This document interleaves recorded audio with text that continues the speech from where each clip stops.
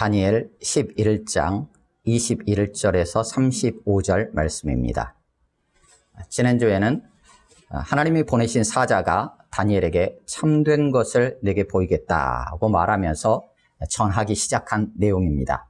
바사왕의 시대부터 헬라의 능력 있는 왕을 지나 남방 왕들과 북방 왕들로 나뉘어져 싸움이 이어지게 됐죠. 그 가운데서 이스라엘에 대한 지배권이 남방 왕에게서 북방 왕에게로 넘어갔습니다. 이어지는 오늘 본문은 북방 왕 중에서도 한 비천한 자에 대한 기록입니다. 다음 20절에 이어서 왕위를 이을 자가 누구냐면 한 비천한 사람이다 이렇게 소개를 합니다.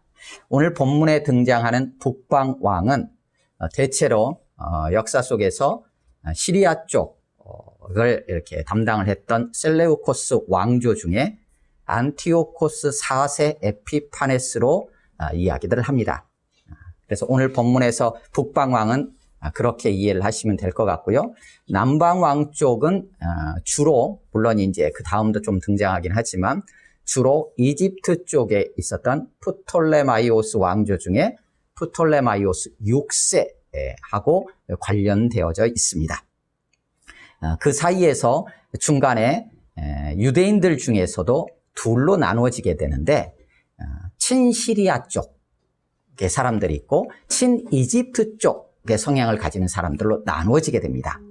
그 중에서도 대제사장 안에서도 그런 나누어지는 분위기가 있게 되는데 원래 정통 유대인의 대제사장을 이어왔던 사독계통의 그 집안에서는 오니아스 집안이에요. 그 오니아스 쪽에서는 주로 친이집트 성향입니다.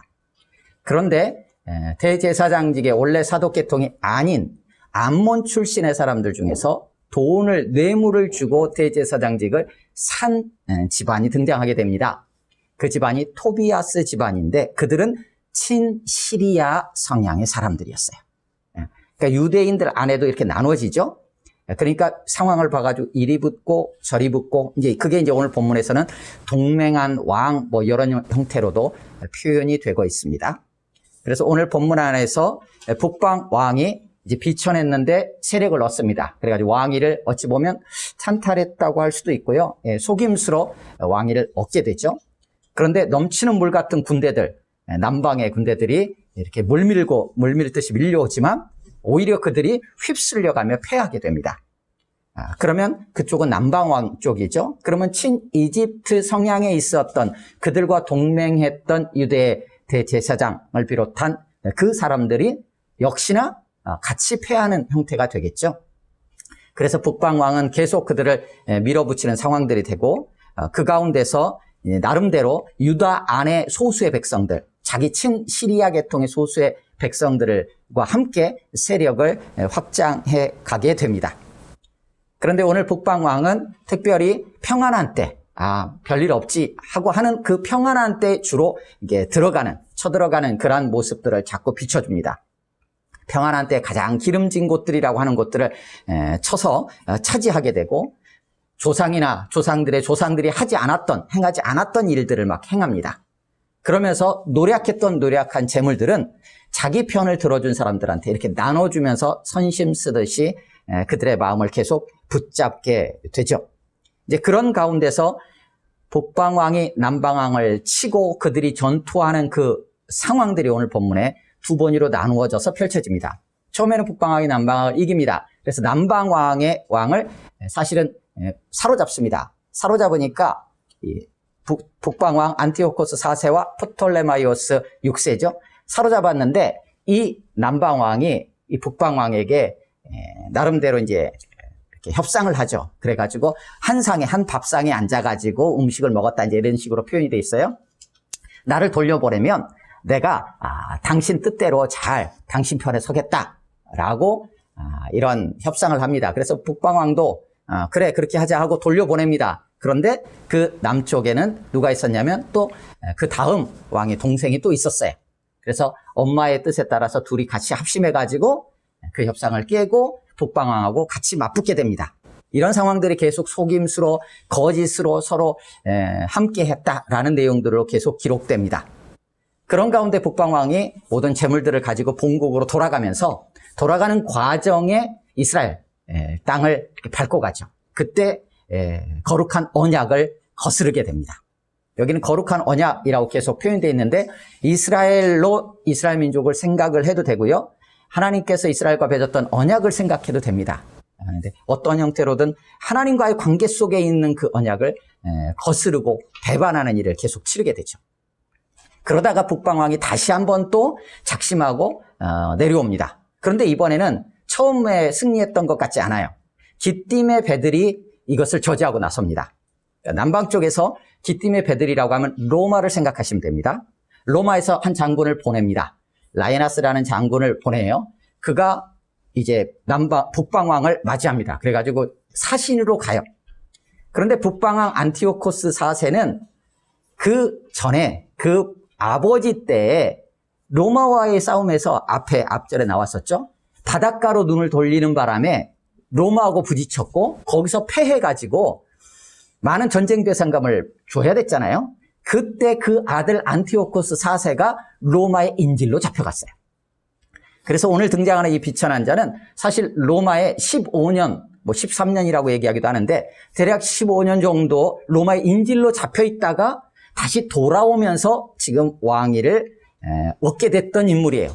그러니까 로마에서 장군이 와가지고 돌아가라 라고 하니까 그 15년 인질로 있으면서 로마의 세력을 직접 경험했던 이 안티오코스 4세가 시간을 좀 달라 하니까는 안 된다 하면서 칼로 주변에 동그라미를 쭉 그리면서 이 원에서 나가기 전에 결정해라. 이런 어디서 많이 본 것 같은 그런 상황으로 해서 이제 안티오코스 4세가 물러가게 되는 일이 펼쳐집니다. 그게 이제 오늘 본문에 기록되어 있어요. 그걸 기띔의 배드이라고 표현하고 있습니다. 돌아가는 상황에서 유다에서 어떤 일이 있었느냐? 유다의 대제사장 중에서 야손이라는 인물이 있는데 그가 안티오코스 4세가 죽었다라는 헛소문을 듣게 돼요. 잘못된 소문을. 그래가지고 예루살렘을 공격합니다. 이 소식을 이제 접한 안티오코스 4세가 본격적으로 유다인들을 탄압하는 일들이 더 극대화되는 사건이 펼쳐지게 됩니다. 그러면서 이제 오늘 본문에 등장하는 성전을 더럽히고 매일 드리는 제사를 폐하고 하는 일들이 이제 벌어지게 돼요. 그래서 절기도 폐하고 할례도 금하게 하고 멸망하게 하는 가증한 것을 그 성전 제단에 세우게 됩니다. 멸망에 가증한 것이라는 것은 당시 그리스의 제우스 신을 표방하고 모방했던 시리아의 우리가 생각한다면 짝퉁과 같은 그런 신상을 세우고 거기에 돼지로 제물을 삼아 드리는 일이 펼쳐지게 됩니다. 그런 일들이 펼쳐지는 가운데서 거룩한 언약을 배반하고 그 시리아 쪽에 붙는 자들이 있었고 그들은 계속해서 이 북방왕이 속여서 타락을 시키고 거룩한 언약을 지키는 자들이 있었어요. 오늘 본문에는 하나님을 아는 백성, 자기의 하나님을 아는 백성은 강하여 행했다 이렇게 돼 있고 지혜로운 자들이 많은 사람을 가르쳤다 이렇게 돼 있어요. 그런데 그들은 칼날과 불꽃과 이런 것들로 인하여 몰락한다. 지혜로운 자들이 몰락을 한다는 얘기예요. 죽는다는 얘기겠죠. 쇠퇴한다는 얘기예요. 그런 가운데서도 왜 지혜로운 자들의 몇 사람이 몰락함으로 인해서 오히려 그들 가운데 연단을 받아 정결하게 되고 희게 되는 일들이 하나님 정한 때까지 이르게 될 것이다 라는 내용으로 오늘 본문이 진행되어져 있습니다.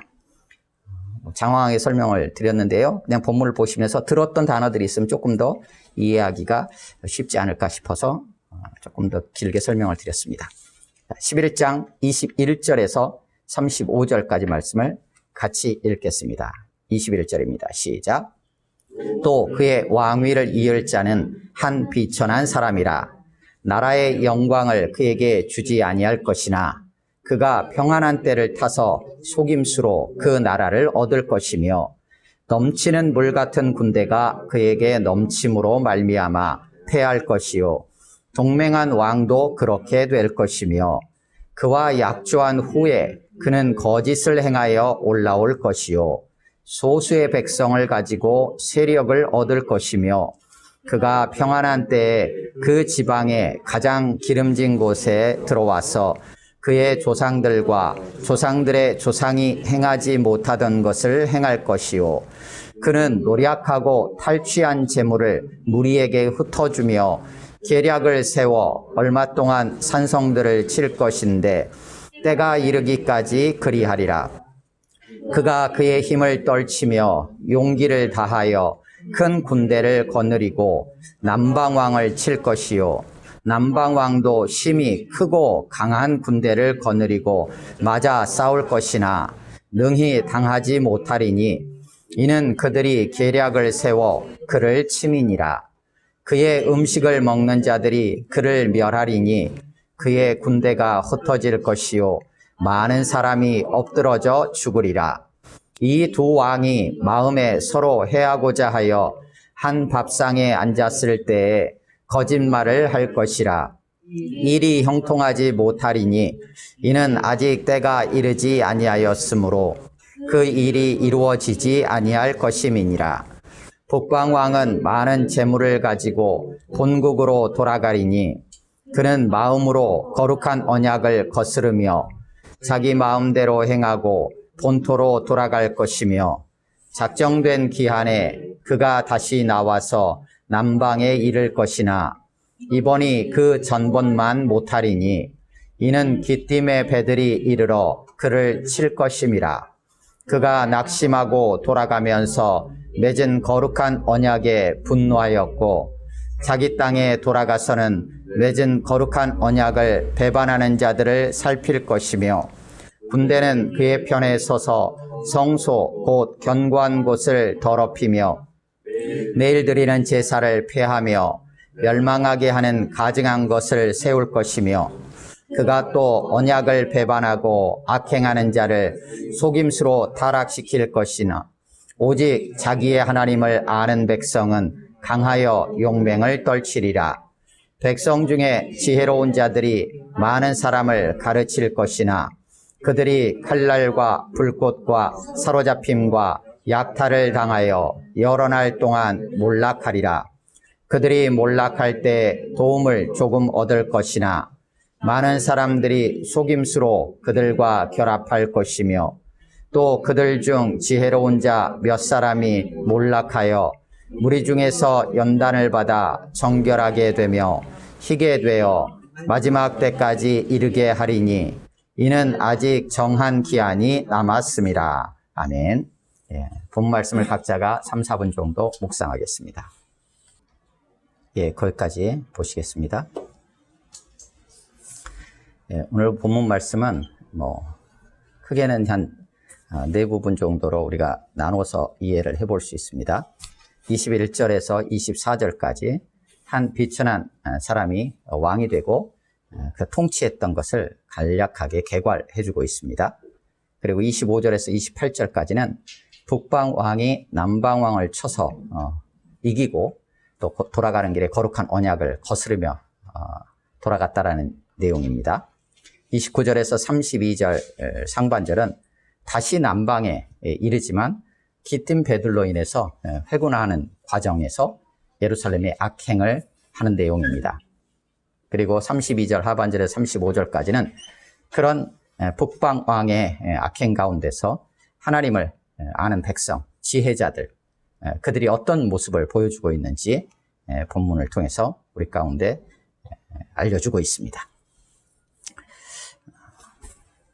여기서는 이제 아까 미리 말씀을 드렸던 것처럼 북방왕은 일반적으로 안티오코스 4세로 이해를 하지만 제가 이 시간 나눌 때는 그냥 북방왕으로 칭하겠습니다. 남방왕은 이집트의 프톨레마이오스 6세로 보통 이해를 하지만 그냥 남방왕으로 칭해서 나누도록 그렇게 하겠습니다. 오늘 본문 21절은 이렇게 시작합니다. 그 왕위를 이을 자가 비천한 사람이다. 그 왕위를 이을 자는 20절에 나오는 19절까지 안티오코스 3세 뒤에 왕을 위를 이었던 20절에 셀레오코스 4세 그 뒤를 이어서 오늘 본문 21절에 왕위를 이을 자 그가 한 비천한 사람이다 이렇게 기록을 하고 있습니다. 비천하다, 신분, 지위가 비천하다, 이렇게 이제 좀 생각을 할 수도 있는데 사실 안티오코스 4세는 그 셀레우코스 그 왕조의 그 계보를 잇는 자였어요. 그러니까 그 신분 자체는 왕이 될 자였지만 로마에 15년간 인질로 잡혀가 있었던 그 삶을 생각하면 뭐 이런 표현을 쓸 수도 있어요. 근데 더 중요한 것은 21절 후반부에 보면 그가 평안한 때를 타서 속임수로, 오늘 본문에는 계속 속임수, 거짓말, 이런 이야기들이 계속 등장을 합니다. 다시 말해서 이제 다른 번역에서는 비열한 사람 이렇게 번역을 하고 있어요. 그러니까 비천하다, 그러니까 비열하다, 거짓과 속임수로 가득했던 자다, 이렇게 이해를 하시면 됩니다. 앞에 7장, 8장에서 이에 대해서 이제 환상 가운데서 좀 엿보게 했던 것들을 같이 생각한다면 그런 정도로 이해를 하시면 됩니다. 한 비천했던 자가 속임수로 비열하게 왕위에 올랐다라는 얘기를 21절에서 하고 있어요. 이 땅에는 이렇게 비천해 보이고 비열했던 자들이 자기의 뭔가 공모술수를 이용을 해서 원하는 어떤 것을 얻고 왕위까지 찬탈하고 나중에 보면 자기가 모든 신보다도 뛰어난 자라고 생각할 정도로 신도 무시하는 그런 존재로 자신을 세워나가는 모습들을 보여줍니다. 그래서 오늘 본문에 등장하는 이 북방왕의 모습은 이어지는 다음 36절 이후에 나타나는 모습하고 합쳐서 적그리스도의 모형으로 일반적으로 이야기를 합니다. 마지막 때에 최종적으로 등장하게 될 적그리스도가 어떤 모습일까? 이런 모습일 것이다 라고 대체로 이해를 합니다.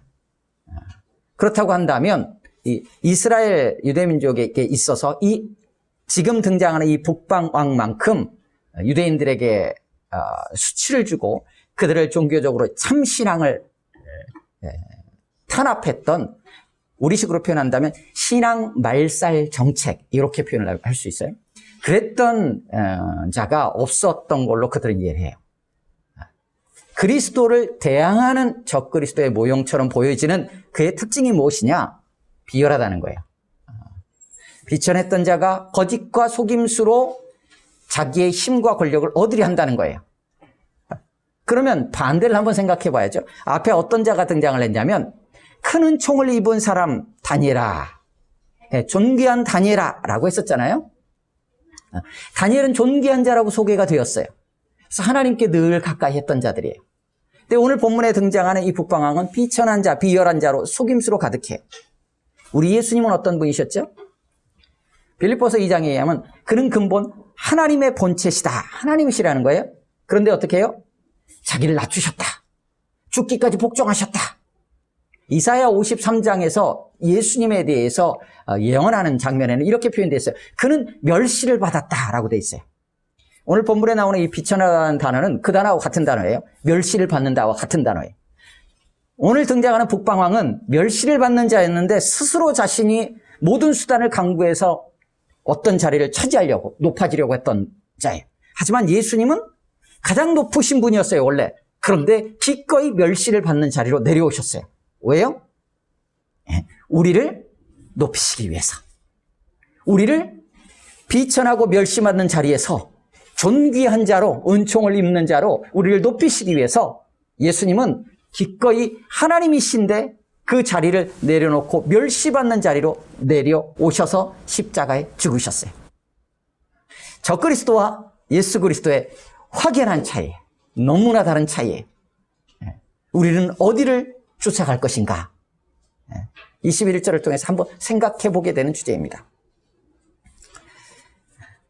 22절, 그렇게 해서 이 북방왕이 나라를 얻었어요. 그 과정에서 22절에 넘치는 물 같은 군대, 이 군대가 정확히 어떤 군대이냐 하는 부분들의 이견들이 있을 수 있지만 여하튼 넘치는 물 같은 엄청난 큰 군대가 지금 이 북방왕에게 밀어닥쳤어요. 그런데 어떻게 됐느냐? 이제 조금 오해의 소지가 있는데요, 본문은. 그래서 본문들을 읽을 때, 우리 개역개정을 읽으실 때 대한성서공회 홈페이지라든지 이런 데 보면 새번역 혹은 공동번역이 있어요. 같이 참고해서 읽으시면 조금 더 오해가 좀 줄어들 수 있습니다. 22절은 이런 거예요. 넘치는 물 같은 군대가 그 앞에서 휩쓸려가며 패할 것이요. 이런 거예요. 그러니까 자칫 넘치는 물 같은 군대가 그에게 넘침으로 말미암아 패할 것이다 하니까 이게 무슨 말이야? 라고 좀 헷갈릴 수 있는데 그런 거예요. 그 앞에서 북방왕 앞에서 오히려 뭐 큰 세력으로 다가왔는데 오히려 휩쓸려 빠져나가고 패하게 된다라는 의미예요. 이제 그런 정도로 이 북방왕이 세력을 얻어나가는 모습을 22절에서 표현하고 있어요. 더군다나 동맹왕도 이거 언약의 왕이에요. 누구냐면 대체로 일반적으로는 언약과 관련되어 있는 지도자로서 당시 유대의 대제사장을 의미하는 걸로 이해를 합니다. 그래서 초기에는 사독계열의 대제사장직이 계속 이어졌어요. 뭐 우리식으로 표현한다면 세습이라고 할 수 있죠. 대제사장직의 사독계열로 쭉 이어지다가 요때가 되어서 이게 기원전 175년에 이 안티오코스 4세가 왕위를 사실은 뭐 섭정 비슷하게 시작하면서 통치를 했어요. 요때 172년 3년 요때까지 이 사독계열의 이렇게 대제사장직이 이어졌어요. 그래서 오니아스 3세가 지금 대제사장으로 있었는데 요때 대항되는 암몬 사람들 중에 토비아스 집안에서 이제 이 오니아스 집안의 야손이라는 인물하고 결혼을 시킵니다. 그러니까 야손은 남자예요. 원래 대제사장 계열의 오니아스의 형제였던 야손이 암몬 사람들이 이제 요단강 건너편에서 건너와 가지고 유다에 있었는데 이 토비아스 집안과 결혼을 해서 이쪽으로 붙습니다. 야손이. 그래가지고 이 야손이 안티오코스 4세 북방왕에게 뇌물을 주면서 대제사장직을 가져옵니다. 이러면서 이제 대제사장직이 정통성에서 이제 깨지게 됐죠.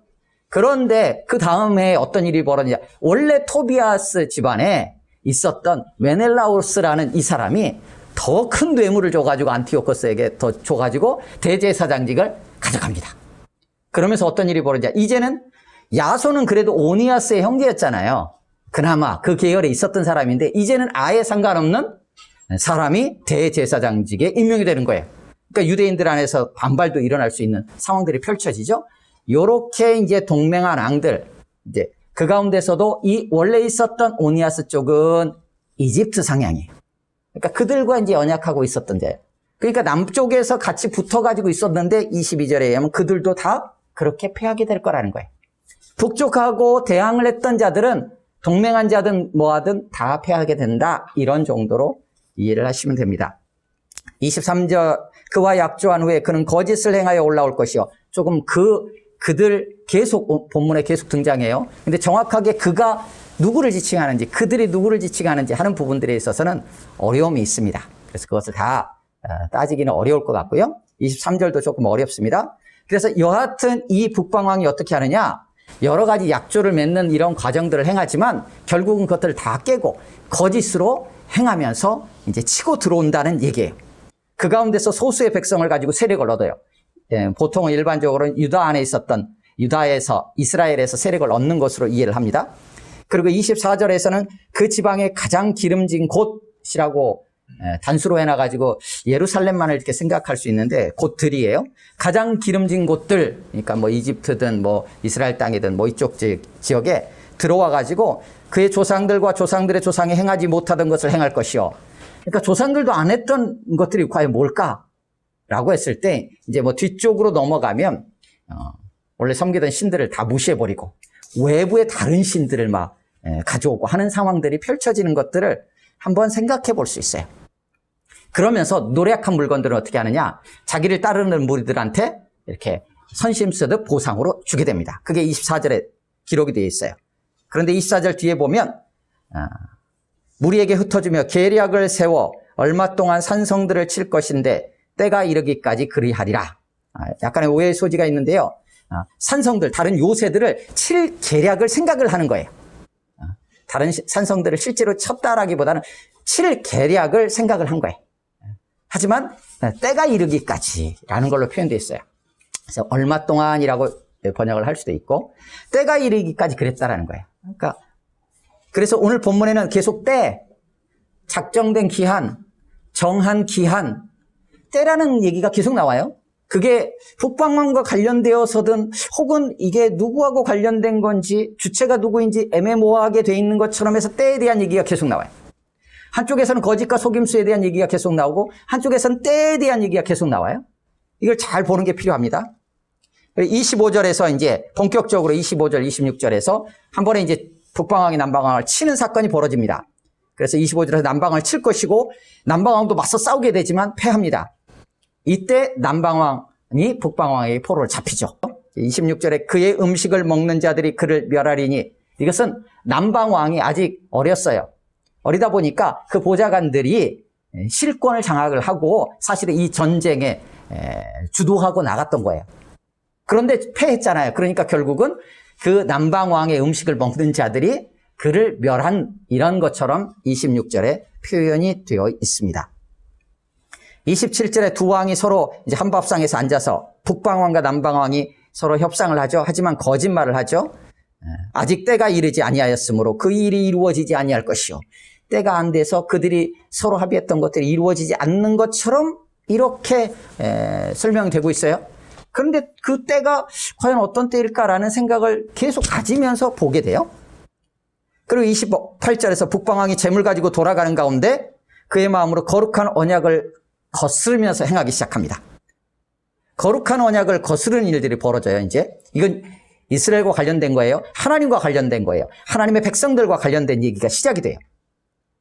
그리고 29절에서 다시 한번 치고 내려옵니다. 작정된 기한에, 이거는 이제 북방왕이 계획했던 어떤 때인가라는 생각을 가지게 되는데 계속 등장하는 때하고 연결되어 있어요. 그러니까 그렇게만 생각하기에는 좀 부족합니다. 여하튼 작정된 기한에 그가 다시 나와서 남방에 이를 것이다. 하지만 지난번처럼 대승을 할 수 있는 상황이 안 돼요. 서두에서 설명드렸던 것처럼 30절 기띔배들, 로마에서 한 장군이 와가지고 그를 막아서고, 그러는 가운데 다시 낙심하고 돌아가게 됩니다. 그러면서 30절 중반에 그가 낙심하고 돌아가면서 맺은 거룩한 언약에 분노하였고, 여기 이것도 조금 좀 이해하기 어려울 수 있는데 그냥 거룩한 언약에 분노하였고 이렇게 이해하시면 됩니다. 거룩한 언약에 분노하였고 자기 땅에 돌아가서는 거룩한 언약을 배반한 자들을 살폈다, 이렇게 돼요. 거룩한 언약에 분노했어요. 그러니까 하나님과 맺은 거룩한 언약을 붙잡고 있는 자들에게 분노한 것이라고 이해를 하시면 돼요. 그러면서 이제 돌아가면서 이제 31절에 같이 읽습니다. 31절 시작. 군대는 그의 편에 서서 성소 곧 견고한 곳을 더럽히며 매일 드리는 제사를 폐하며 멸망하게 하는 가증한 것을 세울 것이며, 특별히 여기 멸망하게 하는 가증한 것을 세운다, 이런 표현들이 이제 신약 복음서에서 이제 종말 쪽과 관련돼서 계속 이제 또 예수님의 말씀 가운데도 등장을 하게 됩니다. 그러니까 그때까지도 지금 멸망하게 하는 가증한 것이 안 세워졌다는 얘기인가, 세워졌다는 얘기인가, 이런 생각을 하게 되죠. 그러니까 요 사건, 보통 이것을 기원전 주전 167년에 있었던 안티오코스 4세의 예루살렘 성전에 대한 모독행위, 그리고 종교 탄압과 박해 상황, 그리고 그 예루살렘 성전에 제우스 신을 본딴 그 신상을 세우고 거기서 돼지로 제물을 드렸던 사건을 지칭합니다. 1차적으로. 보통 그렇게 이해를 해요. 하지만 그게 끝이 아니라 결국은 마지막 때에 적그리스도가 하는 일들이 그런 거라는 거예요. 마지막 때에, 종말의 때 일어나는 일들이라는 거예요. 지금은 종말의 시대라고 했잖아요. 예수님이 오셔서 죽으시고 예수님 다시 오실 때까지 이 시간들이 종말의 때예요. 이 시간에 이런 일들이 일어난다는 거예요. 성전을 더럽히고 매일 드린 제사를 폐하고 엉뚱한 신들을 세우고 섬기게 하는, 신앙을 말살하려고 하는 일들이 벌어진다는 거예요. 일들을 주도하는 어떤 실체를 우리가 보통 적그리스도 이렇게 이해를 하는데, 오늘 본문에서는 북방왕이 그 일을 하는 거예요.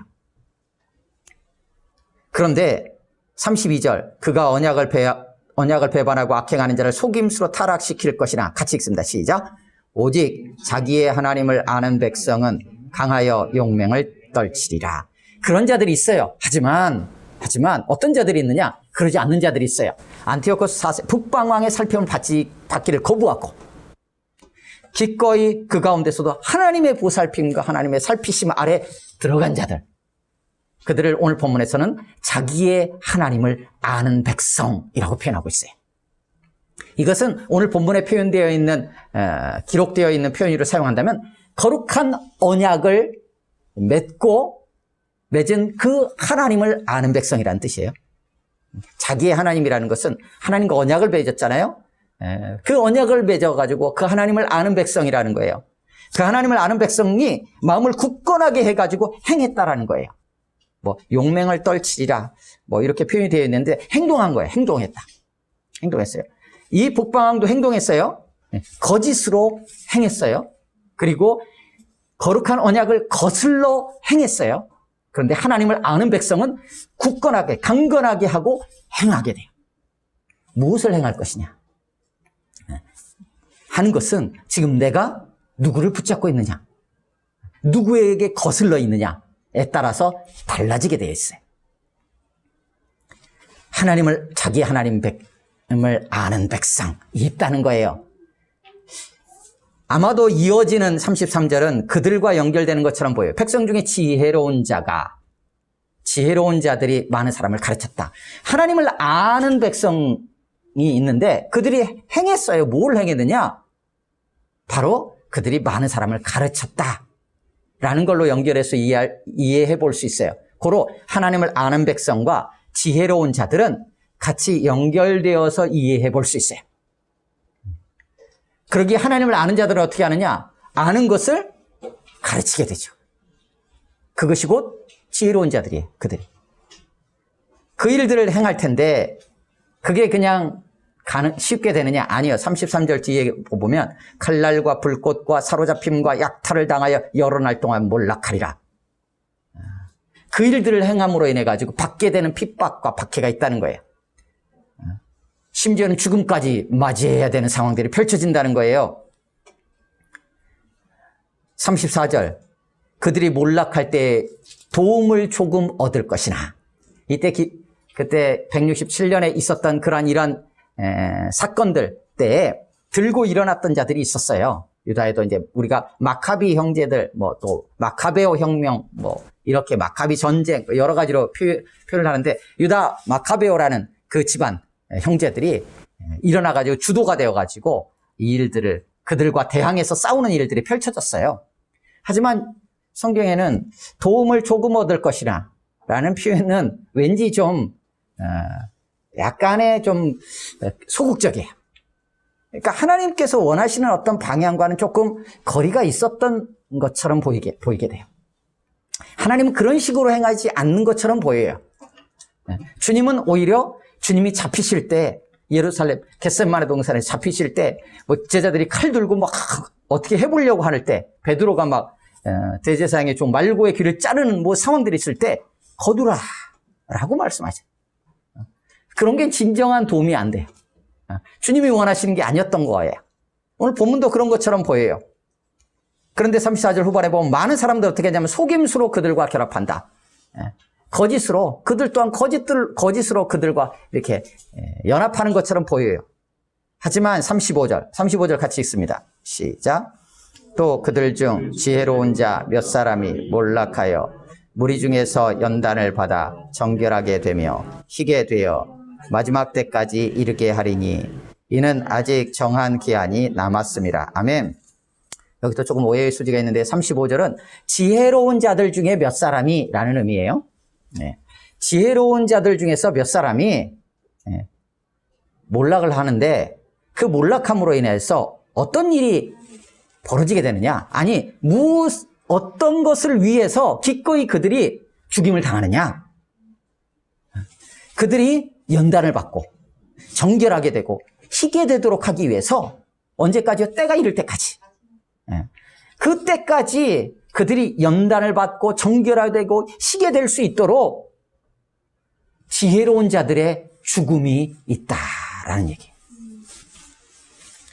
지혜로운 자들이 몰락함으로 죽음으로 말미암아 우리 식으로 표현하면 순교를 당함으로 말미암아 다른 이들이 연단받고 정결하게 되고 희게 되고 깨끗하게 되는 일들이 마지막 때까지 이어질 수 있게 된다라는 거예요. 35절은 그렇게 기록을 하고 있습니다.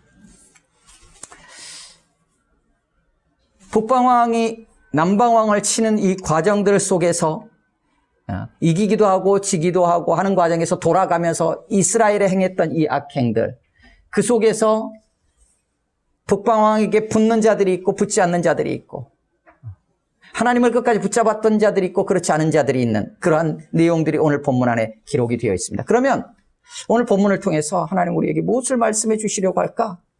북방왕이 어떤 자인지, 무엇을 행할지에 대해서 자세히 알려주고 있어요. 속임수로 비열하게 왕이 되고 온갖 권모술수가 난무하며 서로 속고 속이고 뇌물로 자리를 탐하고 자기보다 힘이 센 자 앞에서는 꼬리를 내리고 약자들은 무참히 짓밟는, 무엇보다도 하나님을 멸시하며 하나님의 말씀과 예배와 또 성전과 절기들을 파하는 듯 신앙의 말살 정책을 펴는 이런 것들을 세세하게 왜 이렇게 기록하고 있을까? 이것은 앞으로 일어날 일에 대한 부분으로 그런 관점에서 우리가 보고 있어요. 예언이에요. 그러면 하나님께서 이렇게 미래를 예측해 주시니까 미래를 정확하게 예측을 하고 그에 대해서 대응을 해야 되는구나 라는 것들에 초점이 있는 것일까? 그렇게 보이지는 않아요. 오늘 본문에는 계속 때가 등장했죠. 때. 중간중간 계속 때가 등장했어요. 이게 누구의 때인지, 누구의 작정된 정한 기한인지 약간 모호할 정도의 때들이 계속 반복적으로 등장함으로써 오늘 본문은 앞으로 미래에 대해서 예측한다거나 그러기에 이렇게 좀 대비해야지, 물론 그런 부분도 있을 수 있지만 그거보다는 모든 이 역사가 하나님의 때에 맞춰서 진행이 되고 있다는 것을 우리에게 분명하게 보여줌으로써 오늘 바로 이 시대의 이 역사가 또한 하나님의 때에 하나님의 뜻을 따라 진행되고 있다는 믿음을 우리 가운데 불어넣어 주기 위함인 것처럼 보입니다. 그래서 미래에 대한 생각을 막연하게 가지면서 불안해한다거나 그러니까 미래에 어떤 일들이 일어나지? 어떤 일이 일어날 거야? 이런 생각들이 거기에 초점이 아니라 바로 오늘 우리가 살아가는 이 시대, 오늘 하루하루의 삶에 하나님의 때 안에 있음을 우리에게 분명하게 확인시켜 주면서 그러기에 그 하나님을 붙잡도록 우리에게 안내해 주는 말씀으로 이해해 볼 수 있습니다. 그래서 이런 세상에서 하나님의 백성들은 어떻게 살아갈 것인가? 배교자로 살아남을 것인가? 아니면 하나님의 백성으로 죽어갈 것인가? 아니면 하나님의 백성으로 죽어가는 자들을 통해서 정결하게 되어져 갈 것인가? 그런 자들이 오늘 본문에 등장합니다. 하나님을 알기에 마음을 강하게 하고 마땅히 할 바를 행합니다. 어떠한 상황이 펼쳐지더라도 하나님을 알도록 가르칩니다. 그러므로 인해서 다른 이들이 연단을 받고 정결하게 되고 깨끗하게 되어지는 일들이 이어져 가게 되는 것으로 오늘 본문은 우리에게 분명하게 보여줍니다. 비열한 자들이 득세하는 세상 한복판에서 신실하신 하나님의 백성으로 신실하게 하나님을 따르도록 안내해 주고 있습니다. 그런데 이것이 어떻게 가능할까요? 바로 이러한 하나님이 계시다는 믿음이 필요한 거죠. 그리고 이 일들을 실제로 아까 서두에서 밝혔던 것처럼 우리 주 예수 그리스도 안에서 이미 이들을 이기시고 우리를 높이시기 위해서 기꺼이 멸시를 당하셨던 우리 주님이 계셨기에 우리는 그 길을 따라갈 수 있는 것입니다. 더 나아가서 우리의 힘이 아니라 주님은 우리에게 그렇게 갈 수 있도록 성령님을 보내주셨습니다. 그래서 성령님과 함께 성령 충만함으로 성령의 인도하심을 받으며 기꺼이 우리의 하나님을 아는 백성답게 그렇게 끝까지 주님 붙잡고 나아가도록 도우십니다. 그 은혜가 우리의 지금 현실 속에서도 하나님의 때, 하나님의 뜻을 이루어 가신 그 하나님을 신뢰하고 성령 충만함으로 끝까지 믿음의 경주를 다해가는 우리 모두가 되기를 주님의 이름으로 축원합니다. 아멘. 우리 함께 기도하겠습니다. 시간 기도할 때 말씀을 기억하면서 내일 모레가 어떻게 될 것인가 이런 게 아니라 바로 오늘이 하나님의 뜻 안에 있음을, 오늘이 바로 하나님의 때 안에 있음을 우리가 믿고 이 시대에 어떠한 상황이 펼쳐진다 할지라도 끝까지 하나님의 살핌을 받고 우리를 존귀케 하신 예수 그리스도로 말미암아 우리를 존귀케 하신 그 하나님과 붙잡고 믿음으로 나아갈 수 있도록 도와달라고, 성령 하나님 그렇게 충만히 우리 가운데 임하여 주시고 우리와 함께 해달라고 기도하시고, 여러분의 가정과 또 여러분의 삶의 자리들을 생각하면서 1, 2분 정도 같이